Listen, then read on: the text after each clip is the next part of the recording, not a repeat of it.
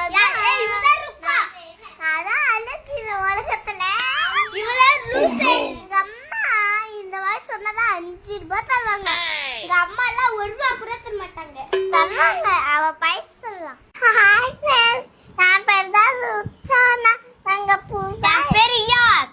நாங்க புதுசா YouTube channel open பண்ணிருக்கோம். நாங்க ரொம்ப ஹாப்பியா இருக்கோம். நீங்க ஹாப்பியா இருக்கீங்களா? என்ன பேசுறோம்? இவ வந்து குட்டி தாத்தா. குட்டி தாத்தாவே இல்லை, எனக்கு பிரதர். அவன் என் தம்பி. பிரதர்னா தம்பின்னு அர்த்தம். நான் பிரதர்ல அண்ணா. போய் சொல்லாதடா.